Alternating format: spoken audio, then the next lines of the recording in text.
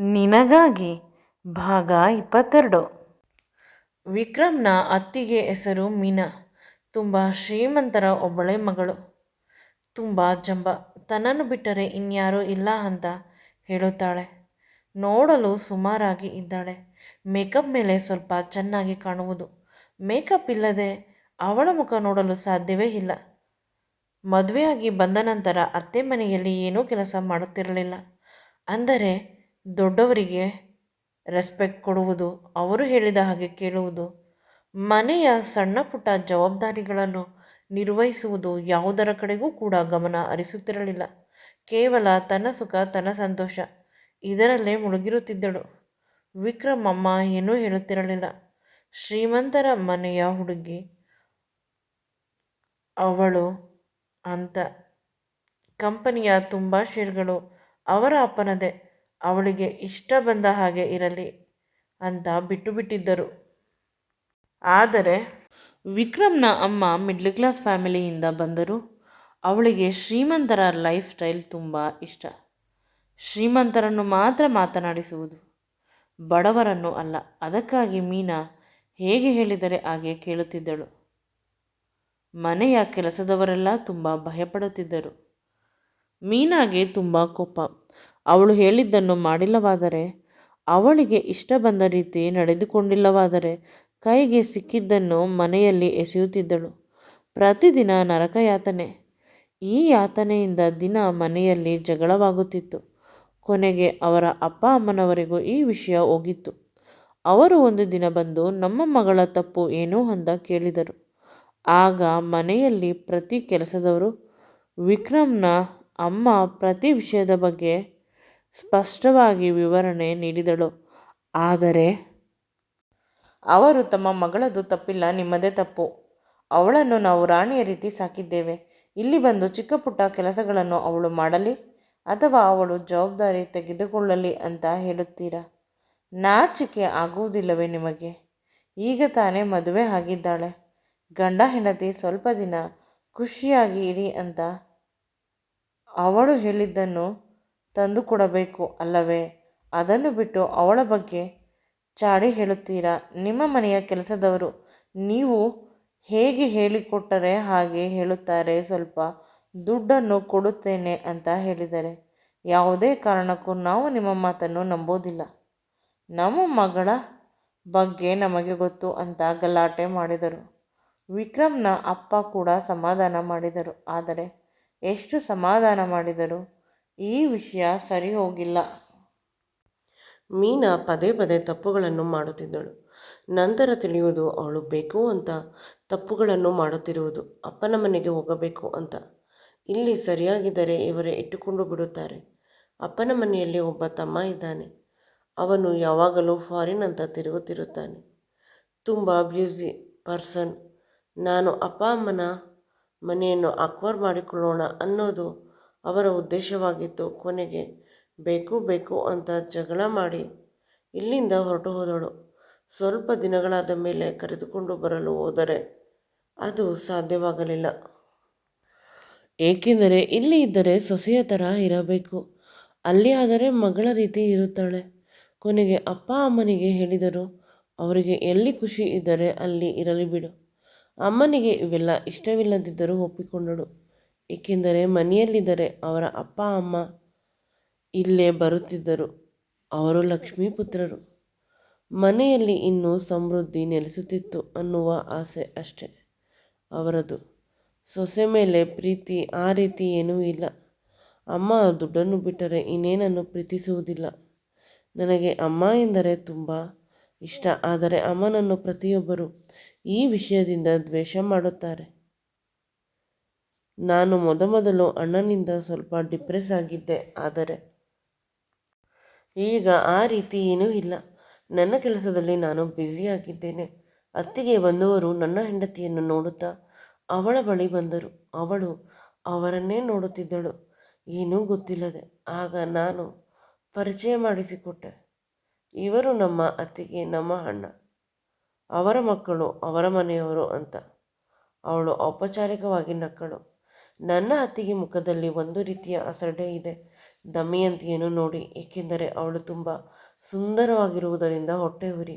ಎಷ್ಟು ಚೆನ್ನಾಗಿದ್ದಾಳೆ, ನಾನು ನೋಡಿದರೆ ಈ ರೀತಿ ಇದ್ದೇನೆ ಅಂತ. ಆದರೆ ದಮಯಂತಿಗೆ ಇವುಗಳ ಅರಿವೂ ಇಲ್ಲ. ಅವಳ ಪ್ರಪಂಚದಲ್ಲಿ ಅವಳು ಇದ್ದಳು. ದಮಯಂತಿಗೆ ಕೊಟ್ಟಿದ್ದ ಒಡವೆ ಮತ್ತು ಸೀರೆಗಳನ್ನು ತೆಗೆದುಕೊಂಡು ರೂಮಿಗೆ ಹೋದಳು. ಅಷ್ಟರಲ್ಲಿ ಬ್ಯೂಟಿಷಿಯನ್ ಬಂದರು. ಅವರು ಕೂಡ ದಮಯಂತಿಗೆ ಚೆನ್ನಾಗಿ ರೆಡಿ ಮಾಡಲು ರೂಮಿಗೆ ಹೋದರು. ನನಗೆ ಖುಷಿ, ನನ್ನವಳು ಹೇಗೆ ರೆಡಿಯಾಗುತ್ತಾಳೆ ಅಂತ ನೋಡಬೇಕು. ಮದುವೆ ದಿನ ಅವರ ಅಕ್ಕ ಮಾಡಿದ ಕಿತಾಪತಿಯಿಂದ ಆ ಭಾವನೆಗಳೇ ಸತ್ತೋಗಿತ್ತು. ಅಮ್ಮನ ಬಲವಂತಕ್ಕೆ ಮದುವೆ ಆದೆ. ಈಗ ಅರ್ಥವಾಗುತ್ತಿದೆ. ಅಮ್ಮ ಅವಳ ಮೇಲಿನ ಪ್ರೀತಿಯಿಂದ ಮದುವೆ ಮಾಡಿಲ್ಲ, ಬದಲಾಗಿ ಕೋಪದಿಂದ ಮದುವೆ ಆಗು, ಅವಳಿಗೆ ಕಷ್ಟ ಕೊಡು ಅಂತ ಹೇಳಿದಳು.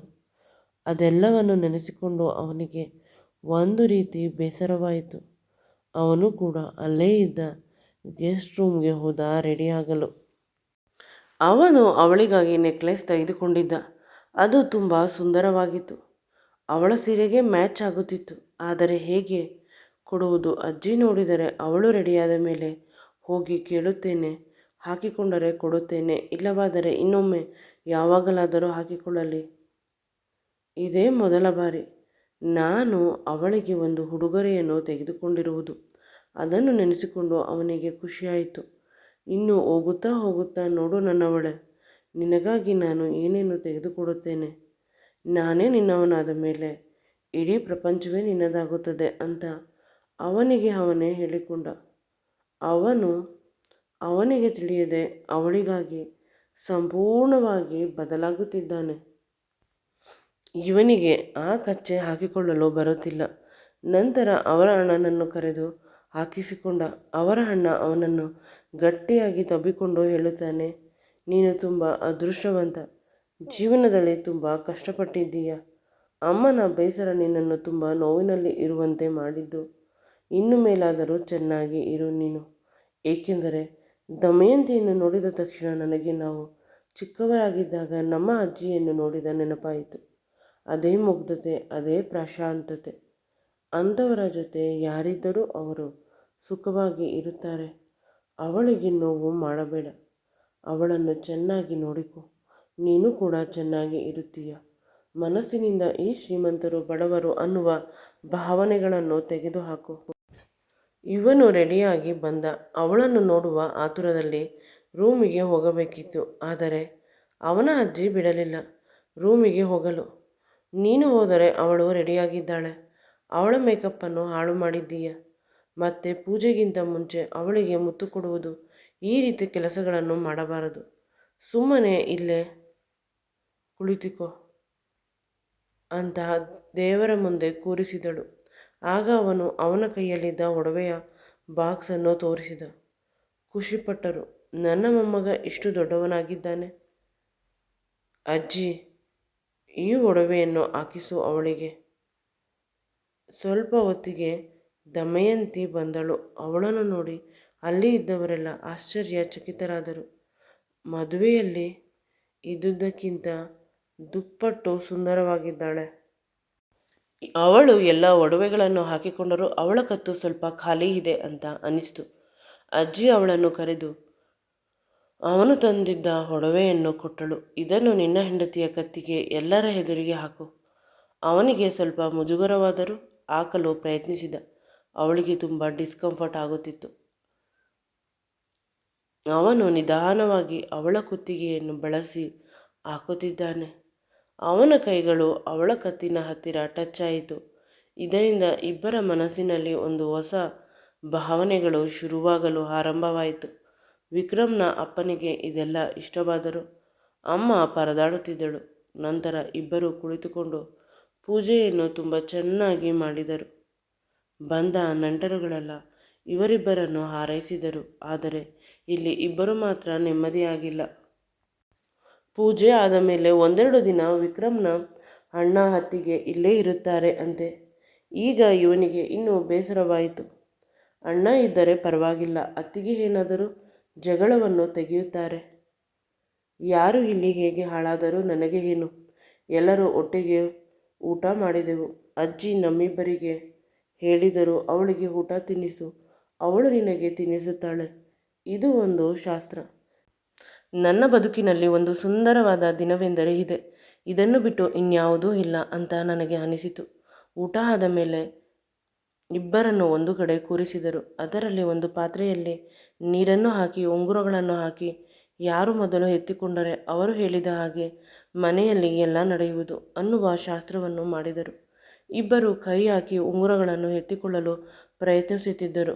ಪರಸ್ಪರ ಕೈಗಳು ಟಚ್ ಆಗುತ್ತಿತ್ತು. ಒಂದು ರೀತಿ ಸ್ಪರ್ಶದ ಸುಖವನ್ನು ಅನುಭವಿಸಿದರು. ಅವನು ಅವಳ ಕೈ ಬೆರಳುಗಳನ್ನು ಹಿಡಿದುಕೊಂಡ. ಎಲ್ಲರೂ ಸುತ್ತಮುತ್ತ ಇರುವುದನ್ನು ನೋಡಿ ಅವಳು ಸುಮ್ಮನಾದಳು. ನಂತರ ಗಿಲ್ಲಲು ಶುರು ಮಾಡಿದ. ನೀರಿಗೆ ಕಲರ್ ಹಾಕಿದ್ದರಿಂದ ಇವನು ಅವಳಿಗೆ ಅಂದರೆ ಅವಳ ಕೈಗೆ ಏನು ಮಾಡಿದರೂ ಕೂಡ ಕಾಣಿಸುತ್ತಿರಲಿಲ್ಲ. ಸ್ವಲ್ಪ ಹೊತ್ತು ಇಬ್ಬರು ಅದೇ ರೀತಿ ಆಟ ಆಡುತ್ತಿದ್ದರು. ಇವನು ಅವಳ ಕೈಯನ್ನು ಮುಟ್ಟುವುದು ಈ ರೀತಿಯ ವಿಷಯದಲ್ಲೇ ಇದ್ದ. ಅವಳು ಸಡನ್ನಾಗಿ ಪರಿಸ್ಥಿತಿಯನ್ನು ಅರ್ಥ ಮಾಡಿಕೊಳ್ಳಲು ಅಕ್ಕಪಕ್ಕ ಇರುವ ಪ್ರತಿಯೊಬ್ಬರು ಯಾರು ಮೊದಲು ಉಂಗುರವನ್ನು ಎತ್ತುತ್ತಾರೆ ಅಂತ ಕಾಯುತ್ತಿದ್ದರು. ಅಲ್ಲಿ ಇದ್ದ 2 ಉಂಗುರಗಳನ್ನು ಒಂದೇ ಬಾರಿ ಎತ್ತಿದಳು. ಆಗ ಫೌಲ್ ಅಂತ ಹೇಳಿದರು. ಸ್ವಲ್ಪ ಸಮಯಕ್ಕೆ ಅವನು ನೀರಿನಲ್ಲಿ ಇದ್ದ ಉಂಗುರವನ್ನು ತೆಗೆದುಕೊಂಡ. ಆದರೆ ಅವಳು ಅವನಿಗೆ ಕಣ್ಣನ್ನು ಹೊಡೆದಳು. ಅವನು ಬೋಲ್ಡ್ ಆದ. ನಂತರ ಅವನ ಕೈಯಲ್ಲಿದ್ದ ಉಂಗುರವನ್ನು ಕಿತ್ತುಕೊಂಡು ಎಲ್ಲರಿಗೂ ತೋರಿಸಿದಳು. ಪ್ರತಿಯೊಬ್ಬರು ಅಂದುಕೊಂಡರು ಇವಳು 2 ಉಂಗುರವನ್ನು ಎತ್ತುಕೊಂಡಿದ್ದಾಳೆ ಅಂತ. ಅಜ್ಜಿ ಹೇಳಿದಳು, ಮೊಮ್ಮಗನ ಕಿವಿಯನ್ನು ಹಿಡಿದುಕೊಂಡು, ನೀನು ಅವಳು ಹೇಳಿದ ಹಾಗೆ ಕೇಳುವುದು. ಯಾರು ಮೊದಲು ಉಂಗುರಗಳನ್ನು ಎತ್ತಿಕೊಳ್ಳುತ್ತಾರೆ ಅವರದೇ ರಾಜ್ಯಭಾರ ಮನೆಯಲ್ಲಿ ನಡೆಯುವುದು ಅಂತ. ಅವಳು ಮೊದಲ ಬಾರಿ ಇಷ್ಟು ಖುಷಿ ಪಡುತ್ತಿದ್ದಳು. ಪ್ರತಿಯೊಬ್ಬರು ಅವಳೇ ವಿನ್ನರ್ ಅಂತ ಹೇಳಿದಾಗ. ಆದರೆ ಇವನಿಗೆ ಅವಳ ಮುಖದಲ್ಲಿ ಇದ್ದ ಖುಷಿಯನ್ನು ನೋಡಿ ಖುಷಿಯಾಯಿತು. ನಾನು ಗೆದ್ದರೂ ಅವಳು ಗೆದ್ದರೂ ಒಂದೇ. ನಾನು ಇದೆಲ್ಲವನ್ನು ಗೆಲ್ಲುವ ಅವಶ್ಯಕತೆ ಇಲ್ಲ. ನಾನು ಅವಳನ್ನು ಗೆದ್ದರೆ ಸಾಕು. ಅವಳನ್ನು ಗೆಲ್ಲಲು ಈ ರೀತಿಯ ಚಿಕ್ಕ ಪುಟ್ಟ ವಿಷಯಗಳಲ್ಲಿ ಸೋಲಬೇಕು ಅಂತ ತನಗೆ ತಾನೇ ಅಂದುಕೊಂಡ. ಅವನು ತುಂಬ ತನ್ನನ್ನು ತಾನು ಅವಳಿಗಾಗಿ ಬದಲಾಯಿಸಿಕೊಳ್ಳಲು ಪ್ರಯತ್ನಿಸುತ್ತಿದ್ದ. ಏಕೆಂದರೆ ಬದುಕಿನಲ್ಲಿ ಮೊದಲ ಬಾರಿ ತನಗಾಗಿ ಒಬ್ಬರು ಬೇಕು ಅಂತ ಪ್ರಯತ್ನ ಮಾಡುತ್ತಿರುವುದು. ಎಲ್ಲರೂ ನನ್ನನ್ನು ಅವರ ಅವಶ್ಯಕತೆಗೆ ಬಳಸಿಕೊಂಡರು. ಯಾರೂ ನನ್ನ ಖುಷಿಗಾಗಿ ಪ್ರಯತ್ನಿಸಿಲ್ಲ. ಈಗ ಅನಿಸುತ್ತಿದೆ ನನ್ನ ಖುಷಿಗೆ ನಾನೇ ಪ್ರಯತ್ನಿಸಬೇಕು ಅಂತ. ನಾನು ನಿಜವಾಗಲೂ ಪ್ರಯತ್ನ ಮಾಡುತ್ತೇನೆ. ಇವಳು ನನ್ನ ಬದುಕಿನಲ್ಲಿ ಇದ್ದರೆ ನನ್ನ ಬದುಕು ತುಂಬ ಸುಂದರವಾಗಿ ಇರುತ್ತದೆ. ಅಜ್ಜಿ ಹೇಳಿದರು, ನಿಮ್ಮಿಬ್ಬರಿಗೆ ಒಂದು ಸರ್ಪ್ರೈಸ್ ಕಾದಿರುತ್ತದೆ. ಇಬ್ಬರೂ ತುಂಬ ಖುಷಿ ಪಡುತ್ತೀರಾ ಅಂತ. ಇವನಿಗೆ ಖುಷಿ, ಅವಳಿಗೆ ಆಶ್ಚರ್ಯ. ಅಜ್ಜಿ ಏನಾದರೂ ಮಾಡಿರುತ್ತಾಳೆ ಅಂತ. ಇಬ್ಬರನ್ನು ಒಟ್ಟಿಗೆ ರೂಮಿಗೆ ಕಳಿಸಿದರು. ಅಲ್ಲಿ ನಿಜವಾಗಲೂ ಸರ್ಪ್ರೈಸ್ ಕಾದಿತ್ತು. ರೂಮನ್ನು ಮೊದಲ ರಾತ್ರಿಯ ರೀತಿ ಸೆಟಪ್ ಮಾಡಿದ್ದರು. ಇದು ನನ್ನ ಬದುಕಿನಲ್ಲಿ ಮೊದಲ ಅಧ್ಯಾಯ ಅಂತ ಅಂದುಕೊಂಡೆ. ನಿಜವಾದ ಮೊದಲ ರಾತ್ರಿ ಹಿಂದೆ. ಮೊದಲು ಆಗಿದ್ದು ನೆನೆಸಿಕೊಳ್ಳಲು ಕೂಡ ಸಾಧ್ಯವಿಲ್ಲ. ಅವಳ ಜೊತೆ ತುಂಬ ಕೆಟ್ಟದಾಗಿ ನಡೆಸಿಕೊಂಡೆ. ಕಾಡು ಪ್ರಾಣಿಯಾದೆ. ಆದರೆ ಈ ಬಾರಿ ಹಾಗೆ ಆಗುವುದಿಲ್ಲ. ಅವಳನ್ನು ನಾನು ಚೆನ್ನಾಗಿ ನೋಡಿಕೊಳ್ಳಬೇಕು ಅಂತ ಅಂದುಕೊಳ್ಳುತ್ತಿದ್ದೆ. ಆದರೆ ಅವಳ ಕಣ್ಣುಗಳಲ್ಲಿ ಕಣ್ಣೀರು ಬರುತ್ತಿತ್ತು. ಅವಳಲ್ಲಿ ಯಾವುದೇ ರೀತಿಯ ಎಕ್ಸೈಟ್ಮೆಂಟ್ ಇರಲಿಲ್ಲ. ನನಗೆ ಅನಿಸಿತು ಅವಳಿಗೆ ಅವಳ ಹಳೆಯ ಮೊದಲ ರಾತ್ರಿ ನೆನಪಾಗಿರಬಹುದು ಅಂತ. ಅದು ತುಂಬ ಭಯಾನಕವಾಗಿ ಇತ್ತು. ನಾನು ಅವಳ ಕೈಯನ್ನು ಹಿಡಿದುಕೊಂಡೆ. ಆದರೆ ಅವಳು ಕೈಯನ್ನು ಕಿತ್ತು ಹಾಕಿದಳು. ನನ್ನ ಯಾವುದೇ ಮಾತನ್ನು ಕೇಳುವ ಪರಿಸ್ಥಿತಿಯಲ್ಲಿ ಇರಲಿಲ್ಲ. ವಾಶ್ರೂಮ್ಗೆ ಹೋಗಿ ಬಾಗಿಲನ್ನು ಗಟ್ಟಿಯಾಗಿ ಹಾಕಿಕೊಂಡು ಜೋರಾಗಿ ಅಳುತ್ತಿದ್ದಳು. ಗಂಟಲು ಕಿತ್ತು ಹೋಗುವ ರೀತಿ. ಅದನ್ನು ಕೇಳಿಸಿಕೊಂಡು ಕರುಳು ಕಿತ್ತು ಬಂತು. ಒಮ್ಮೆ ನಾವು ಗಾಯ ಮಾಡಿದರೆ ಆ ಗಾಯ ಜೀವನ ಪರ್ಯಂತ ನೋವು ಕೊಡುತ್ತದೆ. ಅದಕ್ಕೆ ಔಷಧಿ ಹಾಕಬೇಕು. ಅದರ ನೋವನ್ನು ಸಂಪೂರ್ಣವಾಗಿ ಮರೆಮಾಚಬೇಕು ಅಂತ ಪ್ರತಿಜ್ಞೆ ಮಾಡಿದೆ. ಸ್ವಲ್ಪ ಹೊತ್ತಿಗೆ ಅವಳು ಹೊರಗೆ ಬಂದಳು. ತನ್ನ ಬಟ್ಟೆಯನ್ನು ತೆಗೆದಿದ್ದಳು. Transparent nighty ಹಾಕಿದ್ದಳು. ಆದರೆ ಕೂದಲನ್ನು ಅವಳ ಕೈಯಲ್ಲಿ ತೆಗೆಯಲು ಸಾಧ್ಯವಾಗುತ್ತಿರಲಿಲ್ಲ. ತುಂಬ ಪಿನ್ಸನ್ನು ಹಾಕಿದ್ದರು. ಕೋಪದಿಂದ ಕೂದಲನ್ನು ಕಿತ್ತು ಕಿತ್ತು ಹಾಕುತ್ತಿದ್ದಳು. ಸ್ವಲ್ಪ ಹೊತ್ತಿಗೆ ಅವನು ಕೂಡ ಅವಳ ಬಳಿ ಹೋದ. ಅವಳು ಅವನ ಕೈಯನ್ನು ದೂರ ತಳ್ಳಿದಳು. ಆದರೂ ಅವನು ನಿಧಾನವಾಗಿ ಅವಳ ಒಂದೊಂದೇ ಪಿನ್ಸನ್ನು ತೆಗೆದ. ಅವಳ ಕೂದಲನ್ನು ಹಿಡಿಬಿಟ್ಟ. ಆದರೆ ಅವಳು ಕೂದಲನ್ನು ಗಂಟು ಹಾಕಿಕೊಂಡಿದ್ದಳು. ನಂತರ ಬಾತ್ರೂಮ್ಗೆ ಹೋದಳು. ಅವಳಿಗೆ ಅವನನ್ನು ಫೇಸ್ ಮಾಡಲು ಆಗುತ್ತಿರಲಿಲ್ಲ. ತುಂಬ ಚೆನ್ನಾಗಿದೆ. ಮೊದಲ ರಾತ್ರಿಯ ಹಾಸಿಗೆ ಕೇವಲ ಹೂಗಳಿಂದ ಅದನ್ನು ಡೆಕೋರೇಟ್ ಮಾಡಿದ್ದರು. ಇಲ್ಲಿ ಮಲಗಿದರೆ ಮೊದಲ ರಾತ್ರಿ ಆಗಿಬಿಡುತ್ತದೆ. ಈ ರೀತಿ ಹೇಗಾದರೂ ಕಳೆದು ಬಿಡಬೇಕು ಅಂತ ಅಂದುಕೊಂಡಿದ್ದಳು. ಈ ಯೋಚನೆಗಳ ಮಧ್ಯೆ ಅವಳಿಗೆ ತನ್ನನ್ನು ತಾನು ತಣ್ಣಗೆ ಮಾಡಿಕೊಳ್ಳಬೇಕು ಅಂತ ಅನಿಸಿಕೊಂಡು ಶವರ್ನ ನೀರನ್ನು ಆನ್ ಮಾಡಿದಳು. ಅದರ ಕೆಳಗಡೆ ಕುಳಿತು ಬಿಟ್ಟು ಅಳುತ್ತಿದ್ದಳು. ನಿಧಾನವಾಗಿ ಅವಳ ಕಣ್ಣೀರು ಹೋಯಿತು. ಆ ತಣ್ಣನೆ ನೀರು ಅವಳ ಮನಸ್ಸಿನ ಬಿಸಿಯನ್ನು ತಣ್ಣಗೆ ಮಾಡಿತು. ಸ್ವಲ್ಪ ಹೊತ್ತಿಗೆ ಇವನು ಬಂದ. ಈ ವಿಡಿಯೋ ನಿಮಗೆ ಇಷ್ಟವಾಗಿದ್ದಲ್ಲಿ ನನ್ನ ಚಾನಲನ್ನು ಲೈಕ್ ಮಾಡಿ, ಶೇರ್ ಮಾಡಿ ಮತ್ತು ಸಬ್ಸ್ಕ್ರೈಬ್ ಮಾಡಿ. Thank you.